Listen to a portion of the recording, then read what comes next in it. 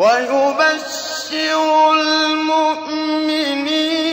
الَّذِينَ يَعْمَلُونَ الصَّالِحَاتِ أَنَّ لَهُمْ أَجْرًا كَبِيرًا۔ بسم اللہ الرحمن الرحیم، الحمد للہ رب العالمین وبہ نستعین وصلی اللہ وسلم علی سید الانبیاء والمرسلین وعلی آلہ واصحابہ اجمعین ومن تبعہم بإحسان الی یوم الدین، اما بعد۔ سلسلہ تفسیر کی یہ 45ویں نشست ہے، 44ویں نشست ہے عفواً۔ تو اس نشست میں انشاءاللہ وہ جو آیاتیں ہم نے اس سے پہلی والی نشست میں پڑھے تھے سورۃ العلق کی، اللہ تعالیٰ نے فرمایا کلا لئن لم ینتہی لنسفعا بالناصیہ ناصیۃ کاذبۃ خاطئہ۔ کچھ باتیں آپ کے سامنے رکھی گئی تھیں اس کی ترکیب سے متعلق اور اس کے معنی سے متعلق اور اس کی جو ظاہری جو لکھت جو تحریر جو ہوتی ہے، رسم جو ہوتا ہے، اس تعلق سے آپ کے سامنے باتیں آئیں۔ بقیہ باتیں اس آیت کریمہ سے متعلق ابھی فی الحال کی نشست میں رکھی جائیں گے انشاءاللہ۔ ہم نے اس سے پہلے والی نشست کے آخری حصے میں جو بات کہی تھی کہ اللہ رب العالمین نے فرمایا کلا لئن لم ینتہی لنسفعا بالناصیہ۔ بالناصیہ، الناصیہ پر جو الف لام ہے اور اس کے بعد پھر ناصیۃ کاذبۃ خاطئہ۔ جو پہلا جو حصہ ہے الناصیہ وہ معرفہ ہے، دوسری مرتبہ ناصیہ کا جو لفظ آیا ہے، کلمہ آیا ہے، وہ نکرہ ہے، اس پر الف لام نہیں ہے۔ تو اس تعلق سے کئی باتیں اہل علم نے بتلائے ہیں۔ اختصار کے ساتھ ایک بات یہ ہے کہ ابن عاشور رحمہ اللہ نے یہ بات لکھی ہیں کہ جو پہلا جو الف لام ہے، جیسے کہ ہم نے کہا تھا کہ کوفہ کے جو نحات ہیں انہوں نے کہا کہ جو ہے مضاف کے عوض میں وہ آیا ہے، مضاف کے عوض میں الف لام، یعنی بناصیتہ، گویا کہ وہ مضاف الیہ کے لیے جو بات آتی ہے وہی الف لام داخل کر دیا گیا ہے، اور وہ عہد کے لیے ہے، اس عہد تقریری کی جو اس سے مراد ابو جہل کی پیشانی مراد ہے۔ کلا لئن لم ینتہی لنسفعا بالناصیہ ناصیۃ کاذبۃ خاطئہ۔ اس آیت کریمہ کی تفسیر میں تونس کے عظیم عالم دین، میں نے غالباً وہ جزائر میں رہا کرتے تھے، شیخ محمد ابن طاہر جو ہے ابن عاشور کے نام سے معروف ہیں، بلکہ عظیم عالم دین، ان کی تفسیر بہت عمدہ تفسیر التحریر والتنویر۔ اس آیت کریمہ کی تفسیر میں انہوں نے لکھا کہ پہلا جو جس پر الف لام ہے وہ عہد کے لیے ہے جسے ابو جہل کی پیشانی مراد ہے، ابو جہل مراد ہے۔ پھر دوسری مرتبہ ناصیۃ کاذبۃ خاطئہ میں نکرہ اس لیے لایا گیا ہے کہ جنس بتلانے کے لیے کہ اس کی پیشانی کن پیشانیوں میں سے شمار ہوگی، کن افراد میں شمار ہوگی، کہا کہ کاذبۃ خاطئہ میں سے۔ ایسے انہوں نے فرق کیا کہ پہلے تو کہا گیا کہ بالناصیہ یعنی ابو جہل کی پیشانی، وہ کن افراد میں سے ہے ابو جہل، اس کو نکرہ رکھا گیا عام، کہ کن میں سے ہوگا وہ نکرہ اس لیے لایا گیا کہ جنس بتلانے کے لیے کہ کن افراد میں سے ہے یہ، مطلب کن لوگوں میں سے کس کے جیسا ہے یہ، وہ لوگ ہیں جو جھوٹے لوگ ہیں، وہ لوگ ہیں جو خطاکار ہیں، ان میں سے ہے یہ بتلانے کے لیے ایسے انہوں نے فرق کیا۔ ایک اور عالم دین ہے، قدیم عالم دین، بہت شہرت یافتہ، علماء کے نزدیک تو بہت معروف ہیں، وہ عامۃ الناس انہیں نہیں جانتے ہیں، اور ان کی کنیت تو تھی ابو عمرو، ان کی کنیت تھی عثمان ابن عمر ابن ابو بکر ان کا نام تھا، نام یاد رکھنے کے لیے آسان رہے گا۔ عثمان نام تھا ان کا، ان کے والد کا نام عمر تھا، ان کے دادا کا نام جو ہے ابو بکر تھا رضی اللہ عنہ، جو خلفاء کے نام ہیں وہی نام ان کے تھے، ابو عمرو کنیت ہے ان کی۔ یہ جو ہے یعنی 6ویں صدی ہجری کے علماء میں سے ہیں، 570 ہجری ان کا سن ولادت ہے، اور 640 پر 6 ہجری ان کا سن وفات ہے۔ یہ اس دور کے ہیں کہ ان کے جو والد محترم تھے جن کا نام تھا عمر، وہ جو ہے صلاح الدین ایوبی رحمہ اللہ جو عظیم بادشاہ ہیں، ان کے عہد میں، ان کے مملکت میں جو ہے وہ مصر کے فوج کے ایک بڑے کمانڈر تھے وہ۔ بہرحال تو یہ جو ہیں عالم دین جو علم دنیا میں ابن الحاجب کے نام سے معروف ہیں، اصول فقہ نحو میں سب جو ہے آپ کی بڑی مہارت، خاص کر اصول میں، جیسے آج ہم مدارس میں پڑھتے ہیں، ہمارے پاس اصول فقہ پر جو چھوٹی چھوٹی کتابیں پڑھائی جاتی ہیں نا، مختلف علماء کی مشہور، آپ دیکھیں ہندوستان بھر کے بلکہ بر صغیر میں سب تقریباً جو نصاب میں جو کتابیں ہوتی ہیں سبجیکٹ کے طور پر، اصول فقہ میں تقریباً کتابیں جو ہیں وہی ہوتی ہیں جو ہر مدرسے میں ہوتی ہیں، قطع نظر وہ احناف ہیں کہ اہل حدیث ہیں۔ دور حاضر میں فی الحال اب جو ہے کچھ کتابیں الگ آئی ہیں، لیکن قدیم زمانے میں ابن الحاجب رحمہ اللہ کے بعد آپ نے اصول فقہ پر جو چھوٹا سا رسالہ جو آپ نے لکھا وہ اتنا شہرت پایا جو متن کی حیثیت تھی اس کی بالکل اختصار کے ساتھ. آپ دیکھو ابن کثیر کی زندگی پڑھو، امام ذہبی کی پڑھو، ابن تیمیہ کی پڑھو، امام نووی کی پڑھو، اور جو ہے ابن الصلاح کی پڑھو. آپ اس زمانے میں کے جتنے بھی علماء ہیں رحمہم اللہ اجمعین، آغاز کے طور پر کہتے ہیں کہ انہوں نے ابن الحاجب کی جو اصول پر لکھا گیا جو متن تھا اسے یاد کر لیا آغاز میں. اتنا شہرت جو ہے مطلب جو ہے ملی تھی اس رسالے کو جو انہوں نے اصول فقہ پر لکھا. بہت کام ہوا اس پر. قدیم علماء کے پاس یہی پڑھائی جاتی تھی، مطلب انہی کا رسالہ پڑھایا جاتا تھا بطور متن کے. تو ابن الحاجب رحمہ اللہ کے حوالے سے روح المعانی جو تفسیر ہے، روح المعانی فی تفسیر القرآن العظیم و سبع المثانی جو علامہ آلوسی کی ہے، انہوں نے ان کے حوالے سے لکھا ہے. ان کی کتاب میں نے دیکھا ہے اعمال ابن حاجب کے نام سے. تو انہوں نے لکھا ہے کہ ابن الحاجب کے حوالے سے کہ ابن الحاجب رحمہ اللہ انہوں نے کہا کہ مجھ سے سوال ہی آیا تھا کہ یہاں الناسیہ معرفہ کیوں، یہاں ناسیۃ النکرہ کیوں. مجھ سے سوال ہی آیا تو کہا کہ ان الاولی ذکرت للتنصیص بناسیہ، یعنی بناسیۃ الذی ینہا عبدا اذا صلی. کہا کہ پہلا جو معرفہ ہے عہد کے لیے وہ تنصیص بتلانے کے لیے کہ کون شخص ہے، وہ کون شخص ہے جس نے اللہ کے رسول کو روکا. کہا کہ وہ مراد ہے. کہا کہ وثانیہ ذکرت تنبیہا علی علت الصفع.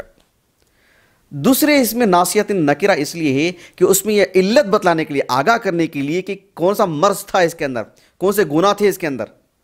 قطع نظر اس کی کہ وہ ابو جہل تھا کہ کوئی بھی رہنے دیجئے، ایک علت کیا ہے، وہ ایک ایسی پیشانی جو کہ خطا کار ہے، ایک ایسی پیشانی جو کہ گنہگار ہے، جو کہ جھوٹی ہے. قطع نظر اس کی کہ وہ کوئی بھی ہو، بس وہاں پر علت بتلانی مقصود ہے. وہاں تخصیص کی ضرورت نہیں کہ کس کی پیشانی، ایک ایسی پیشانی جس کے اندر یہ علت موجود ہے. اور پہلے اس میں تنصیص کے طور پر یہ بتلائی گئی نص کے طور پر کہ ابو جہل کی پیشانی یا ابو جہل مراد ہے. ایسے ابن الحاجب رحمہ اللہ کے حوالے سے روح المعانی بات لکھی گئی جو بہت ہی عمدہ بات ہے. لیکن دیکھیے یہاں جس سیاق سے بات آ رہی ہے کل کی کل شخصیت ابو جہل کی ہی ہے.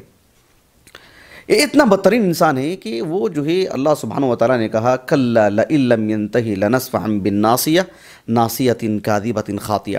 یہ اسی کا تعارف ہے حقیقت میں ظاہر اعتبار سے، ورنہ جو بھی افراد ایسے ہوں گے وہ سب اس کے اندر داخل ہو جائیں گے. اسی لیے حافظ ابن کثیر رحمہ اللہ نے اپنے تفسیر میں لکھا کہ یہ ناصیۃ ابی جہل، یہ ابو جہل کی پیشانی مراد ہے. جو کہ یہ جو آیت کریمہ ہے نہیں ناصیۃ کاذبۃ خاطیہ، کہا کہ ناصیۃ وہ ابو جہل ہی کی پیشانی ہے جو کہ کاذبۃ فی مقالہا، جب گفتگو کرتا ہے تو جو اس کی جھوٹی گفتگو ہوتی ہے اس کی، اور پھر خاطئۃ فی فعالہا، اس کے افعال یہ ایسے ہیں جو کہ بالکل خطا کار ہیں. ایسے ابن کثیر رحمہ اللہ نے لکھا. اس آیت کریمہ کے ضمن میں ایک بات بہت ہی عمدہ ہے جو بہت ہی اہم ہے، جو قرآن کے اس لفظ کو سامنے رکھ کے سمجھنے کی ضرورت ہے. اس سے ہمارے کردار کے اندر بھی فرق آ جاتا ہے جب ہم اس آیت کریمہ کو سمجھتے ہیں. ایک عالم دین ہے جو اندلس کے تھے وہ، اور 8ویں صدی ہجری کے وسط میں انتقال ہوا 740 پر 1 ہجری کو. ان کا نام تھا محمد ابن احمد، جو علم دنیا میں ابن الجزی کے نام سے معروف ہے. ان کی تفسیر ہے جس کا نام ہے التسہیل لعلوم التنزیل، المکتبۃ الشاملہ میں موجود ہے، اور قریب میں حال ہی میں کتاب ہم کو بھی میسر ہوئی ہے الحمدللہ 4 جلدوں میں. اس میں انہوں نے اس آیت کریمہ کی تفسیر میں لکھا، اور بعد میں شیخ ابن عثیمین نے بھی اس کے تعلق سے لکھا ہے اپنی تفسیر میں، تفسیر السمین میں. وہ یہ ہے کہ عربی زبان میں خاطئ اور مخطئ میں فرق ہے. لکھا خاطئ کہتے ہیں اس شخص کو جو گناہ کے کام جان بوجھ کے کرتا ہے، ارادتاً کرتا ہے، اور مخطئ کہتے ہیں وہ جس سے انجانے میں گناہ ہو جاتا ہے. جیسے اللہ سبحانہ و تعالیٰ نے فرمایا سورۃ الحاقہ میں کہ وہ جو معروف آیت کریمہ ہے، یعنی ولا طعام الا من غسلین، ولا طعام الا من غسلین لا یأکلہ الا الخاطئون، لا یأکلہ الا المخطئون نہیں، لا یأکلہ الا الخاطئون. کیوں؟ یہ کفار مراد ہیں جو انہ لا یؤمن باللہ العظیم، یعنی عمدن فطرت سے کھلواڑ کیا انہوں نے، اللہ تعالیٰ کی قدرت کی مظاہر کو میں غور نہیں کیا انہوں نے، انبیاء کو جھٹلایا انہوں نے. لا یؤمن باللہ العظیم اس میں ان کا ارادہ مقصود ہے، آمدن کیا انہوں نے، اور اپنے کفر پر باقی تھے. لیکن دیکھو اللہ سبحانہ و تعالیٰ نے اہل ایمان کے بارے میں کیا فرمایا کہ سورۃ البقرہ کے آخری آیت کریمہ لا یکلف اللہ نفسا الا وسعها لها ما کسبت وعلیہا ما اکتسبت ربنا لا تؤاخذنا ان نسینا او اخطأنا، اخطأ یخطئ اخطاء سے فہو مخطئ، یعنی جسے ایک انجانے میں ہو جاتا ہے گناہ، اور خاطی وہ جو جان بوجھ کے کرتا ہے۔ تو ابو جہل کون تھا؟ کہا کہ ناصیۃ کاذبۃ خاطئہ، جان بوجھ کے کیا ہے اس نے؟ شیخ ابن عثیمین رحمہ اللہ نے اس چیز کو سمجھانے کے لیے کہا کہ قاسط اور مقسط میں فرق ہے۔ قاسطن کہتے ہیں ظالم کو، اور مقسطن کہتے ہیں انصاف کرنے والے کو۔ جیسے کہ اللہ رب العالمین نے سورۃ الجن میں بیان فرمایا وَأَنَّا مِنَّا الْمُسْلِمُونَ وَمِنَّا الْقَاسِطُونَ فَمَنْ أَسْلَمَ فَأُولَئِكَ تَحَرَّوْا رَشَدًا وَأَمَّا الْقَاسِطُونَ فَكَانُوا لِجَهَنَّمَ حَطَبًا۔ قاسطون ظالم لوگوں کو کہا جاتا ہے، اور مقسط انصاف کرنے والے کو، جیسے اللہ نے سورۃ الحجرات میں بیان فرمایا وَإِن طَائِفَتَانِ مِنَ الْمُؤْمِنِينَ اقْتَتَلُوا فَأَصْلِحُوا بَيْنَهُمَا فَإِن بَغَتْ إِحْدَاهُمَا عَلَى الْأُخْرَى فَقَاتِلُوا الَّتِي تَبْغِي حَتَّى تَفِيءَ إِلَى أَمْرِ اللَّهِ فَإِن فَاءَتْ فَأَصْلِحُوا بَيْنَهُمَا بِالْعَدْلِ۔ کیوں؟ ان اللہ یحب المقسطین، یحب القاسطین نہیں۔ تو قاسط ظالم کو کہتے ہیں، مقسط انصاف کرنے والے کو کہتے ہیں۔ ویسے ہی خاطئ اور مخطئ میں فرق ہے۔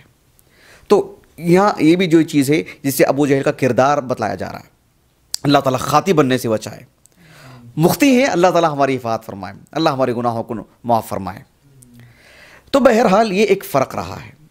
ایک اور بات جو آج ہمارے درس میں آپ کے سامنے ہم رکھیں گے انشاءاللہ، جو بہت ہی اہم ہے اور غیر معمولی اہم ہے، جس سے اللہ سبحانہ و تعالیٰ کی رحمت کی جو وسعت ہے وہ آپ کو معلوم ہوگی۔ دیکھو اللہ سبحانہ و تعالیٰ نے فرمایا کَلَّا لَئِن لَّمْ يَنْتَهِ لَنَسْفَعًا بِالنَّاصِیَةِ۔ اللہ تعالیٰ نے کیا فرمایا؟ أَرَأَيْتَ الَّذِي يَنْهَى عَبْدًا إِذَا صَلَّى أَرَأَيْتَ إِنْ كَانَ عَلَى الْهُدَى أَوْ أَمَرَ بِالتَّقْوَى أَرَأَيْتَ إِنْ كَذَّبَ وَتَوَلَّى۔ تو فوراً کہا لَنَسْفَعًا بِالنَّاصِیَةِ، کہا کہ نہیں، کہا کہ لَئِن لَّمْ يَنْتَهِ، اگر وہ باز نہیں آ جاتا ہے تو، اگر باز آ جاتا ہے توبہ کر لیتا ہے، یہ کتنا ہی عظیم گنہگار کیوں نہ ہو، اللہ معاف کر دے گا اس کو۔ اللہ اکبر، کتنا موقع دیتا ہے رب العالمین۔ فوراً ایسا نہیں کہا کہ أَرَأَيْتَ الَّذِي كَذَّبَ وَتَوَلَّى لَنَسْفَعًا بِالنَّاصِیَةِ، کہا کہ ایسا نہیں۔ اللہ اکبر، اللہ کی رحمت کے خلاف ہے یہ۔ اللہ سبحانہ و تعالیٰ نے فرمایا کہ لَئِن لَّمْ يَنْتَهِ، ایک عالم دین ہے 4 صدی ہجری کی، 375 ہجری سن میں وفات ہے ان کا، سمرقند جو امام بخاری کی جو بستی ہے، بخارا کے قریب آتی ہے بستی، وہ سمرقند، بیکن وغیرہ۔ سمرقند جو ہے وہ جو علاقہ ہے وہ وہاں کے ہیں، 375 ہجری سن میں وفات ہے ان کا۔ ابو اللیث کنیت تھی ان کی، نصر ابن محمد ابن احمد ابن ابراہیم ان کا نام تھا۔ اپنی صلاح، اپنے فضل، اپنی عظیم کردار کی وجہ سے وہ علم دنیا میں جو ہے یعنی امام الہدا کے نام سے معروف تھے۔ کس لقب سے؟ امام الہدا کے لقب سے معروف تھے۔ ان کی تفسیر ہے بحر العلوم جو المکتبۃ الشاملہ میں موجود ہے۔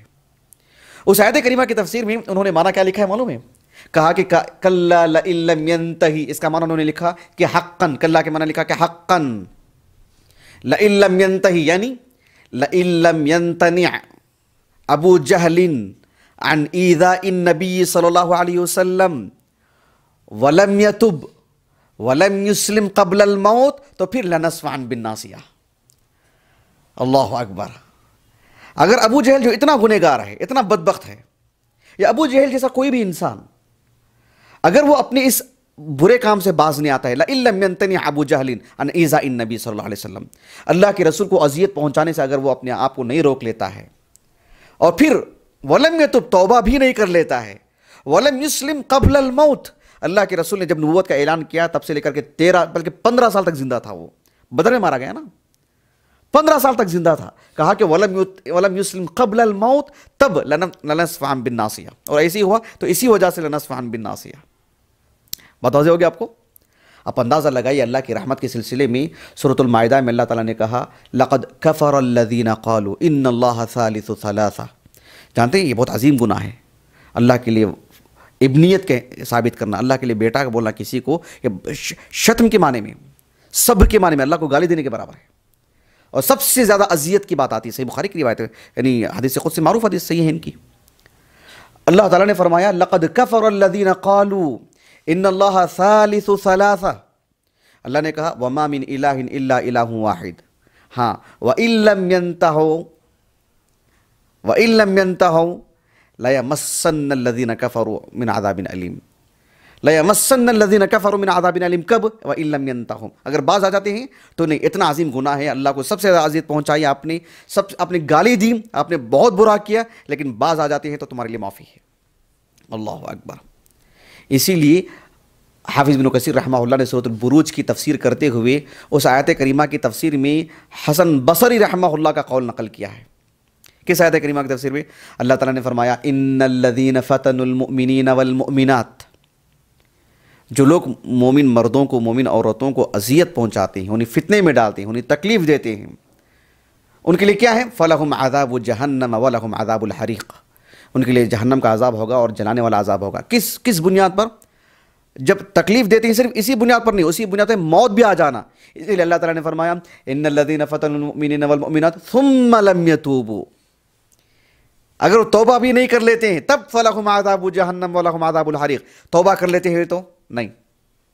حسن بصری رحمہ اللہ نے کہا کہ اللہ کی رحمت کو دیکھو، لوگ اس کی اولیاء کو قتل کر رہے ہیں، انہیں فتنے میں ڈال رہے ہیں، اور یہ توبہ کی دعوت دے رہا ہے۔ کہا کہ ثم لم يتوبوا، توبہ بھی نہیں کر لیتے ہیں تو ٹھیک ہے، تم نے مومن مردوں کو عورتوں کو ستایا، لیکن توبہ کر لیتے تو یہ بھی گناہ معاف، بھلے ہی تم نے میرے اولیاء کو تکلیف دی ہے۔ اللہ اکبر۔ ثم لم يتوبوا، اللہ رب العالمین نے فرمایا کلا لئن لم ينتہی لنصفعا بالناصیہ، باز نہیں آتا ہے تب، ورنہ بصورت دیگر اسے معاف کر دیا جائے گا۔ اللہ اکبر، کتنی بڑی بات ہے، سبحان اللہ۔ آخری بات آج ہمارے درس سے متعلق وہ یہ ہے کہ اس آیت کریمہ کی تفسیر میں ایک بات جو بلاغہ کے جہت سے ہم کو سمجھنی ہے، بہت اہم پہلو ہے سمجھنے کے لیے۔ اللہ سبحانہ و تعالیٰ نے ابو جہل سے متعلق جو بات کی کہ کلا لئن لم ینتہی لنصفعا بالناصیہ، لنصفعا بأبی جہل بھی کہا جا سکتا تھا، لیکن پوری ابو جہل کی جو شخصیت ہے اس میں سے صرف پیشانی کیوں مراد لی گئی ہے؟ اس کو کہتے ہیں ایراد البعض، یعنی اطلاق البعض، اور یراد بھی الکل، یطلق البعض، یعنی کسی چیز کا ایک حصہ پیش کیا جاتا ہے مطلق طور پر، اور یراد بھی الکل، کل چیز مراد ہوتی ہے۔ اس میں ایک اہم بات ہے جو مجھے سمجھانے کی آپ کو، یہ عربی زبان میں ایسا ہے اور بلکہ ہماری اردو زبان میں بھی ہے۔ جیسے ہم کسی چیز کو بولتے ہیں یہ تو میرے بایاں بازو، میرا بایاں بازو ہے، یا ہم کہتے ہیں یہ تو میرے بایاں ہاتھ کا کھیل ہے۔ جیسے ہم کہتے ہیں بہت ہی اس کا جگر دیکھو کیا مضبوط ہے، جبکہ اس کی پوری ذات مراد ہوتی ہے، صرف اس کا دل مراد نہیں ہوتا۔ یعنی ہم بعض مراد لیتے ہیں لیکن کل جو ہے اس کے اندر جو آ جاتی ہے چیز۔ تو یہاں پر بھی جو چیز ہے، لیکن ایک زائد بات جو مجھے آپ کو سمجھانی ہے وہ یہ کہ ایسا ہر زبان میں ہوتا ہے۔ شیخ شنقیطی رحمہ اللہ نے بھی اس بات کو لکھا ہے دفع ایہام الاضطراب میں۔ یہ جو نقطہ ہے، اس نقطے سے متعلق ایک مزید بات جو بتلانا چاہتا ہوں میں عمومی طور پر، جسے ہم طلبہ کو سمجھانا چاہتے ہیں، کہ شیخ عطیہ سالم رحمہ اللہ 1999 میں انتقال ہوا ان کا، جنہوں نے اضواء البیان فی ایضاح القرآن بالقرآن جو شیخ شنقیطی رحمہ اللہ کی ہے اس پر تتمہ لکھا ہے انہوں نے۔ ان کے شاگرد بھی ہیں شیخ شنقیطی کے، شیخ محمد امین شنقیطی جو ہیں جامعہ اسلامیہ اور مسجد نبوی کے جو استاذ تھے، مدرس تھے، 1973 عیسوی میں انتقال ہوا، تو ان کے شاگرد ہیں شیخ عطیہ سالم، ان کا بھی انتقال ہو گیا 1999 میں۔ شیخ عطیہ سالم رحمہ اللہ لکھتے ہیں کہ یہ جو بعض بھی جو ہوتا ہے، جب ہم پورے کل میں سے ایک بعض جب مراد لیتے ہیں، جس کو مراد لیتے ہیں اس کے اندر بھی ایک خاص چیز ہونی چاہیے، یعنی ایک زائد چیز اس کے اندر موجود ہونی چاہیے۔ جب ہم ہاتھ مراد لیتے ہیں پورے جسم میں سے، وہ جو کام ہم مراد لے رہے ہیں اس کا تعلق ہاتھ ہی سے ہو، پیر سے اس کا تعلق نہ ہو۔ جب آپ بعض مراد لیتے ہیں ایک کل میں سے، جیسے مثلا میں آپ کو سمجھاتا ہوں، اللہ رب العالمین نے فرمایا کہ کلا لئن لم ینتہی لنصفعا بالناصیہ۔ جب ایک شخص سچ بولتا ہے، اچھے اوصاف اس کے اندر ہوں، دیانت داری ہو، حق کو قبول کرنے کا جذبہ ہو، حق کے لیے سچ بولتا ہو اور سچ کو قبول کر لیتا ہو، تو ان اوصاف کی وجہ سے اس کا سر جو ہے اونچا ہو جاتا ہے کہ نہیں؟ ہم یہ تو نہیں کہتے نا کہ اس کے پیر اونچے ہو جاتے ہیں، اس کے ہاتھ اونچے ہو جاتے ہیں، اس کا دل اونچا ہو گیا تھا، سو نہیں کہتے، اس کا سر اونچا ہو جاتا ہے۔ ویسے ہی بالکل اس کے برعکس اگر وہ جھوٹ بولتا ہے، خطا کار ہے، تو پھر وہ اس کا چہرہ جھک جاتا ہے، ذلیل ہو جاتا ہے وہ۔ تو اسی لیے الناصیہ مراد لیا گیا، جو کہ اس کی عزت کی چیز تھی، جو اس نے اپنی عزت خود گنوائی ہے اس نے۔ اسی لیے رب العالمین نے فرمایا کلا لئن لم ینتہی لنصفعا بالید، نہیں کہا لنصفعا بالناصیہ۔ شیخ شنقیطی رحمہ اللہ نے لکھا ہے کہ سورۃ اللہب دیکھ لیجیے آپ، اللہ سبحانہ وتعالیٰ نے فرمایا تبت یدا ابی لہب وتب، ابی تبت یدا ابی لہب، اس کے دونوں ہاتھ ہلاک، جبکہ اس کی پوری ذات ہلاک ہونے والی ہے۔ ہاتھ ہی کیوں مراد؟ اس لیے کہ وہاں پر اس کے مال کو ذکر کیا گیا ہے کہ تبت یدا ابی لہب ما اغنا عنہ مالہ وما کسب، ما اغنا عنہ مالہ، چونکہ اس کے مال ہی کی بنیاد پر وہ جیا، وہ مال ہی کی بنیاد پر اتنے نخرے دکھائے اس نے، مال ہی کی بنیاد پر تکذیب کی اس نے۔ اللہ سبحانہ وتعالیٰ نے یہاں پر فرمایا کہ تبت یدا ابی لہب وتب ما اغنا عنہ مالہ وما کسب، چونکہ انسان کی کمائی میں سب سے بڑا رول اس کی زبان، اس کی آنکھ، اس کا دل وغیرہ، ان سب سے بڑھ کر کے ظاہری اسباب کے تحت اس کے ہاتھ۔ مال لینے دینے میں سب سے بڑا رول ہاتھ کا ہوتا ہے، کمانے میں، چیزیں اٹھانے میں، کرنے میں، پیسہ لینے میں، دینے میں، معاملہ اور معاہدہ کرنے میں، سب ہاتھ کا بڑا دخل ہوتا ہے۔ اسی لیے اللہ سبحانہ وتعالیٰ نے اس کو مراد لیا۔ نہیں، یہاں پر کیا ہے، ایک تو یہ قاعدہ ہے جو عمومی طور پر ہم بیان کرتے ہیں کہ یعنی بعض کہہ کر کے کل مراد لیتے ہیں، لیکن وہ بعض بھی جب ہم کہتے ہیں تو وہ جو وصف آگے بیان کیا جا رہا ہے وہ وصف کا تعلق اسی بعض سے ہو، دوسرے حصے سے نہ ہو۔ متوجہ ہو گیا آپ کو؟ جیسے ہم عربی زبان میں کہتے ہیں کہ بث الامیر عیونہ، عین کہتے ہیں عربی زبان میں، آنکھ کو بھی بولتے ہیں اور جاسوس کو بھی بولتے ہیں۔ جب ہم کہتے ہیں کہ ایک امیر نے، ایک ذمہ دار نے اپنے جواسیس کو، اپنے جاسوسوں کو بھیج دیا، اس نے پھیلا دیا اس نے، تو جاسوس کے لیے عربی زبان میں عین ہی کیوں کہا گیا ہے؟ ید کیوں نہیں کہا گیا؟ ایسے تو نہیں کہا جاتا نا کہ بث الامیر ارجلہ، امیر نے یعنی ذمہ دار قسم کا جو آدمی، جو لیڈر جو تھا، جو قائد جو تھا، اس نے اپنے پیروں کو پھیلا دیا، ایسا تو نہیں کہتے۔ عیونہ، اپنے آنکھوں کو، مطلب اپنے جواسیس کو، مطلب یہ ہے کہ جاسوسی میں سب سے بڑا رول آنکھ کا ہوتا ہے، اسی لیے اس کو جو عین کہا گیا جاسوس کے لیے۔ اللہ سبحانہ وتعالیٰ نے فرمایا سورۃ النازعات میں قلوب یومئذ واجفہ ابصارها خاشعہ، وجف کا تعلق دل سے کیوں؟ اس لیے کہ گھبراہٹ سب سے زیادہ وہیں سے تعلق ہے اس کا۔ یا ایھا النفس المطمئنہ، اطمینان کا تعلق صحیح معنوں میں دل سے ہوتا ہے، نہ آنکھ سے، نہ سر سے، نہ پیر سے، نہ کسی اور حصے سے۔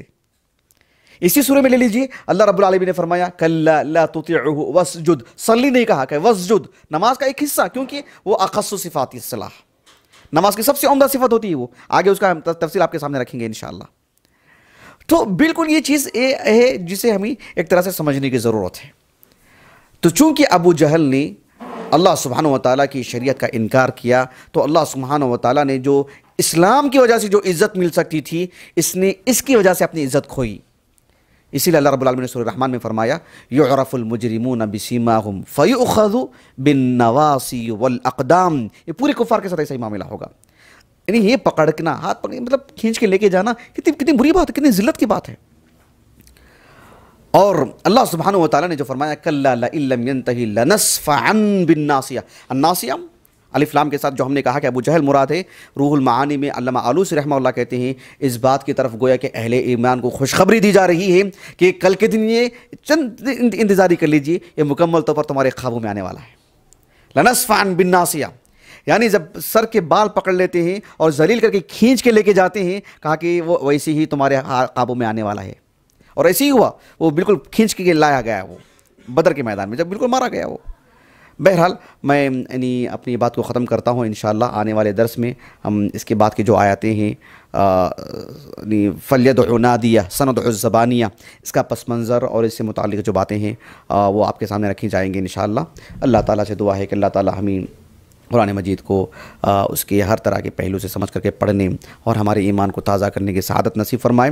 اللہ تعالیٰ ہماری اس بیٹھک کو ہمارے اساتذہ، والدین، ہمارے رفقائے کار، ہمارے معاونین، ہماری بیوی بچوں سبھی کے حق میں ذخیرہ آخرت بنائے، ہمارے حسنات میں شمار فرمائے۔ آمین۔ سبحانک اللہم و بحمدک، اشہد ان لا الہ الا انت، استغفرک و اتوب الیک۔